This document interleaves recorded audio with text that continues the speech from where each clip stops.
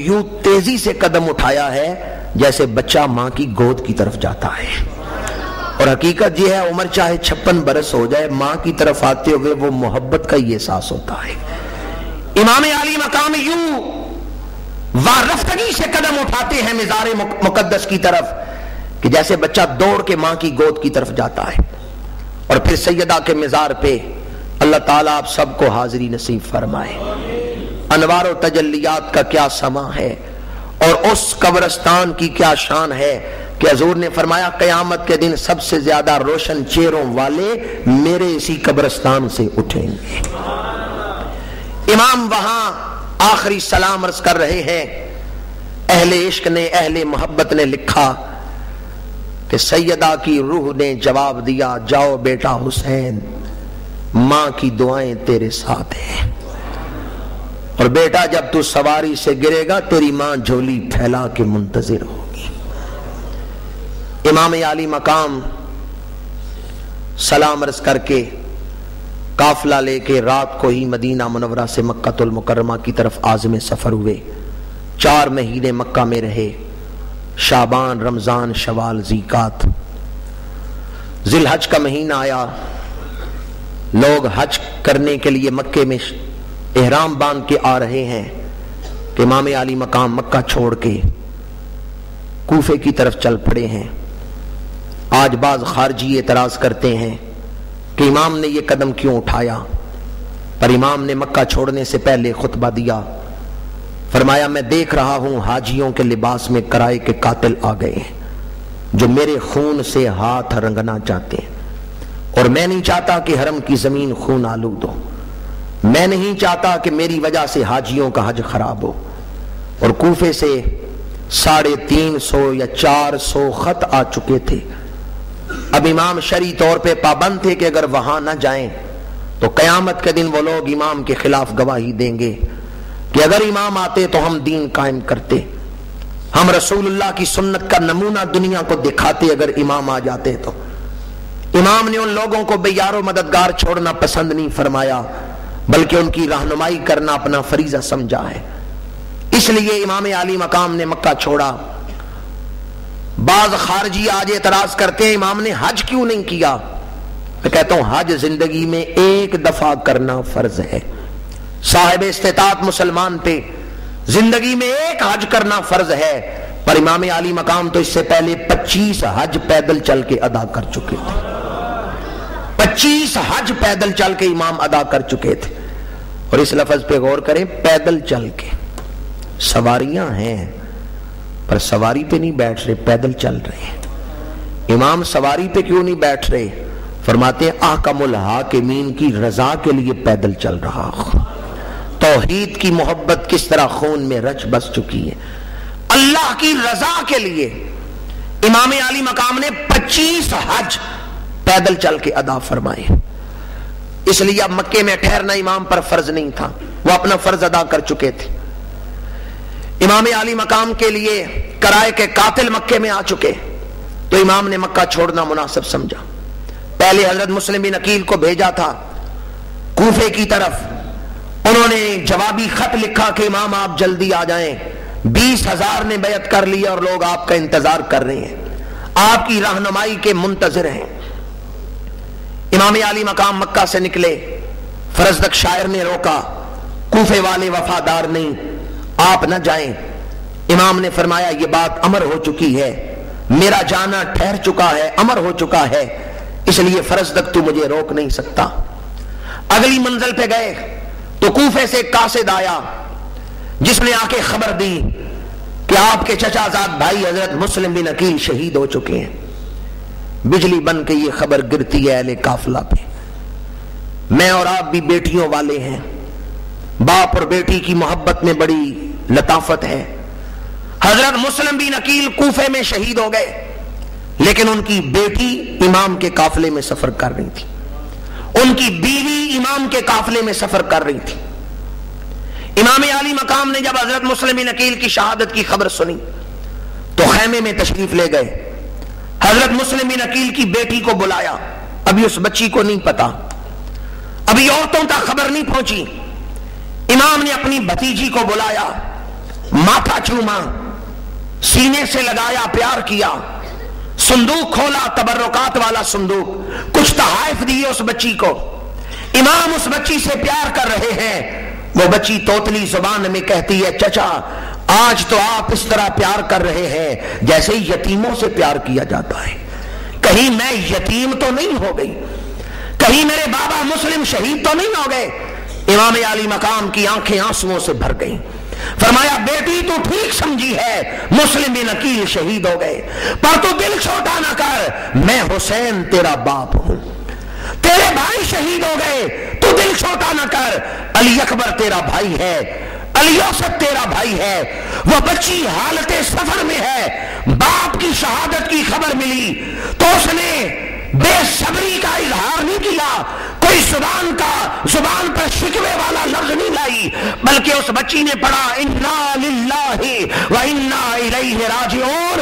امام نے اس بچی کو سینے سے لگایا اور فرمایا بیٹی تو نے میرا دل خوش کر دیا ہے کہ آل رسول کی عورتیں بھی اتنی جرت رکھتی ہیں کہ بڑی سے بڑی مصیبت ان پہ ٹوٹ پڑے وہ زبان پہ شکوے کے الفاظ نہیں لاتی، بلکہ مصیبت کے وقت بھی لوگوں کو قرآن پڑھ کے سنا رہی ہے۔ فرمایا بیٹی تو نے لاج رکھ لی ہے آل رسول کے خانوادے کی، مجھے یہی امید تھی میرے خاندان کی عورتیں وہ اتنی جرت رکھتی ہیں کہ مصیبت کے وقت وہ شکوے کے الفاظ، بے صبری کے الفاظ زبان پہ نہیں لائیں گی، بلکہ قرآن پڑھ کے لوگوں کو سنائیں گی۔ انا للہ و انا الیہ راجعون کے الفاظ بنت مسلم نے ادا کیے کہ امام کی آنکھوں سے اشکوں کی برسات لگ گئی۔ اس بیٹی کو تسلی دے کے پھر امام باہر تشریف لائے، مشاورت ہوئی، فیصلہ ہوا کہ سفر جاری رہے گا، اور اگلے سفر میں امام عالی مقام کو حر بن یزید ریاحی نے آ کے روکا، حر کے ساتھ مذاکرات ہوئے، ظہر کی نماز کا وقت آیا، امام سفر میں نمازیں باقاعدگی سے پڑھ رہے ہیں، مصیبتیں آ رہی ہیں پر وظائف میں کمی نہیں کی۔ یورپ کا ایک اسکالر ہے مسٹر براؤن، وہ لکھتا ہے nobody can be compared with Imam Hussain ان پنچویلٹی اور ریگولیرٹی، وقت کی پابندی میں اور معمولات کی باقاعدگی میں کوئی امام حسین کا مقابلہ نہیں کر سکتا۔ جو آپ نے شیڈول بنایا تھا نا 28 ذی الحج کو فلان جگہ پہنچنے، 25 ذی الحج کو فلاں منزل پہ پہنچنے، آپ اس کے مطابق گئے ہیں۔ جو آپ نے ایک معمول بنایا تھا فلاں تاریخ کو فلاں جگہ پہنچنے، وہاں پہنچے ہیں۔ اور جو آپ کے وظائف تھے نا، تہجد کے بعد اتنی دیر قرآن پڑھنے، مصیبتیں جتنی بھی آ گئی ہیں، چاہے 10 محرم کی صبح بھی آ گئی، آپ قرآن پڑھتے ہیں۔ وظائف میں کمی، معمولات حیات میں وہ ترتیب جو ہے وہ قائم رہی ہے، چاہے بڑی سے بڑی مصیبت آ گئی۔ حر کے ساتھ مذاکرات ہو رہے ہیں، ظہر کی نماز کا وقت آ گیا ہے، دل تھام کے یہ بات سننے والی ہے، بڑا نازک مقام ہے محبت حسین میں۔ ظہر کی نماز کا وقت آ گیا، نمازیں تو یزیدی بھی پڑھتے تھے، یزیدی بھی اذانیں دیتے تھے، کلمہ تو وہ بھی پڑھتے تھے، اگرچہ دل میں اس کے ایمان کی کیفیات ہو یا نہ ہو، لیکن کلمہ تو وہ بھی پڑھتے تھے۔ ظہر کی نماز کا وقت آیا، امام عالی مقام نے اپنے مؤذن سے کہا اذان دو، اذان ہوئی۔ امام نے حر سے کہا میرے ساتھ نماز پڑھو گے یا اپنی علیحدہ جماعت کراؤ گے؟ حر سے پوچھا امام نے، چونکہ حر تو یزیدیوں کی طرف سے آیا تھا اور لشکر لے کے آیا تھا امام کو گرفتار کرنے کے لیے۔ امام نے حر سے پوچھا میرے پیچھے نماز پڑھو گے یا اپنی علیحدہ نماز پڑھو گے؟ جانتے ہیں حر نے کیا جواب دیا ہے؟ حر نے کہا نبی کا نواسا نماز پڑھائے اور میں پیچھے کھڑا نہ ہوں، میں اپنی علیحدہ جماعت کراؤں، مجھ سے بڑا بدبخت کون ہوگا؟ امام آپ نماز پڑھائیں، میں اور میرے لشکری آپ کے پیچھے مقتدی بن کے کھڑے ہوں گے۔ امام کے قافلے میں امام کے خدام میں سے ایک خادم بولا حر تو گورنر کوفہ کا نائب بن کے آیا ہے، قاصد بن کے آیا ہے، اگر جاسوسوں نے جا کے کہا کہ حر حسین کے پیچھے نمازیں پڑھ رہا ہے تو تجھے معطل کر دیا جائے گا، تجھے سزا دی جائے گی، کیا وہ برداشت کر لو گے؟ حر نے بڑا پیارا جواب دیا ہے۔ حر نے کہا گورنر کوفہ کی سزا کو برداشت کر سکتا ہوں، پر قیامت کے دن حضور ناگواری سے دیکھیں یہ سزا نہیں برداشت کر سکتا۔ حضور کا نواسا نماز پڑھائے اور میں علیحدہ جماعت کراؤں؟ یہ وہی حر ہے جس نے ایک موقع پر عین حالت جنگ میں جب دونوں طرف تلواریں ننگی ہیں اور یزیدی تلواریں ننگی کر کے کئی اصحاب امام کے کئی خدام کو شہید کر چکے ہیں، اس وقت حر نے یہ شعر پڑھا تھا امیر حسین و نعم الامیر لہو لمعۃ کالسراج المنیر۔ جاؤ امیر شام سے کہہ دو کہ تو بے شک شامیوں کا امیر ہوگا، امیر حسین و نعم الامیر، میرا امیر ہے تو حسین ہے، لہو لمعۃ کالسراج المنیر، کہ حسین کا چہرہ دیکھو کیسا چمکنے والا چہرہ ہے، جو حسن سراج منیر کے چہرے پہ تھا، جو حسن مصطفیٰ کے چہرے پہ تھا، وہی حسن مصطفیٰ کا حسن آج حسین کے چہرے پہ نظر آ رہا ہے۔ امیر حسین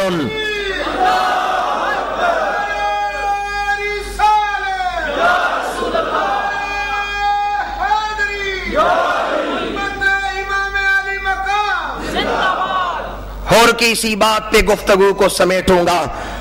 حر نے کہا امام آپ نماز پڑھائیں تو میں علیحدہ نہیں پڑھ سکتا، جاسوس جا کے شکایت کریں تو میں گوارا کر لوں گا، دنیا کی بڑی سے بڑی عزت جاہ و منصب کو آپ کے نام پہ لٹا سکتا ہوں، پر قیامت کے دن حضور ناگواری سے دیکھیں، ناراض ہو کے دیکھیں، منہ پھیر لیں، یہ سزا میں نہیں برداشت کر سکتا۔ ایسے عشاق بھی موجود تھے جنہوں نے دنیا کے عہدوں کو ٹھکرا دیا ہے اور امام کی غلامی کو اختیار کر لیا ہے، اور حر نے کہا امیر حسین و نعم الامیر، حسین سب سے اچھا امیر ہے، حسین سب سے اچھا سردار ہے، لہو لمعۃ کالسراج المنیر، اور حسین کا چہرہ تو چمکنے والا چہرہ ہے۔ سراج منیر یہ حضور کا نام ہے، انا ارسلناک شاہدا و مبشرا و نذیرا وداعیا الی اللہ باذنہ وسراجا منیرا۔ سراج منیرہ کا حسن حسین کے چہرے سے ٹپک رہا ہے۔ چونکہ یہ محافل مسلسل جاری رہیں گی، آج نقطہ توحید پر ہی کہ امام عالی مقام نے نمازیں قضا، اور نماز توحید سے تعلق کی سب سے اہم کڑی ہے۔ نماز جو ہے یہ اللہ تعالیٰ کی وحدانیت سے، وحدہ لا شریک سے تعلق کی سب سے اہم کڑی ہے، اور یہ تو آپ نے بارہ سنا ہوگا، امام نے سر بھی کٹایا ہے تو سجدے میں ہی کٹایا ہے، گویا ان کا کس قدر توحید کے ساتھ رشتہ مضبوط ہے۔ نماز کے حوالے سے یہ عہد لینا چاہتا ہوں اپنے تمام حاضرین سے کہ آئیں امام عالی مقام کی قربانی کو، جرأت و عظیمت کو سلام پیش کرتے ہوئے آج ہم عہد کرتے ہیں پنجگانہ نماز با جماعت ادا کریں گے۔ نماز کس طرح اللہ تعالیٰ سے تعلق کا ذریعہ ہے؟ آپ اکیلے کھڑے ہوں، نماز پڑھ رہے ہوں، آپ پڑھ رہے ہیں ایاک نعبد و ایاک نستعین، تو اللہ تعالیٰ کے ساتھ ایک تعلق میں ہے، ایک ربط میں ہے۔ کبھی آپ نے دیکھا ہے کوئی آدمی کمرے میں اکیلا ہو اور دیوار سے باتیں کر رہا ہو؟ کوئی آدمی اکیلا کھڑا ہو کے بول رہا ہو نا، اکیلا ہی، کوئی وہاں سننے والا نہ ہو، آپ کہیں گے کہ اس کا شعور ختم تو نہیں ہو گیا، اس کی عقل ضائع تو نہیں ہوگی؟ دیکھو اکیلا ہی کھڑا ہو کے باتیں کر رہے ہیں، نمازی اکیلا کھڑا ہے پر باتیں کر رہے ہیں، اس کو تو کوئی پاگل کیوں نہیں کہتا؟ اس لیے پتا ہے یہ کسی سے باتیں کر رہا ہے، اس کی کوئی سن رہا ہے، یہ کسی کے ساتھ رابطے میں ہے۔ ویسے اکیلا بندہ کھڑا ہو کے باتیں کر رہا ہو تو دیکھنے والے کہیں گے اس کی عقل چل گئی ہے، پر نمازی اکیلا کھڑا ہو کے پڑھ رہا ہے ایاک نعبد و ایاک نستعین، دیکھنے والے مان جائیں گے یہ کسی کے رابطے میں ہے، کوئی ہے جو اس کی سن رہا ہے، اور وہ اللہ تعالیٰ وحدہ لا شریک، اسی کی وحدانیت سے اور عظمت سے میں نے گفتگو کا آغاز کیا اسی کی عظمت کی اور توحید کی حفاظت کے لیے اور اسی بیان کو امت مسلمہ تک پہنچانے کے لیے امام عالی مقام نے یہ فیصلہ کیا ہے خروج کا۔ انشاءاللہ العزیز آئندہ ایام میں امام کے مقاصد میں سے جو دیگر مقاصد دین ہیں ان کی روشنی میں امام کی شہادت اور امام عالی مقام کا پیغام آپ تک بیان پہنچاؤں گا اور بیان کروں گا۔ اسی مقصد کو زندہ یادگار کربلا سمجھو، حسین ابن علی کی زندگی کا مدعا سمجھو، وما علینا الا البلاغ المبین۔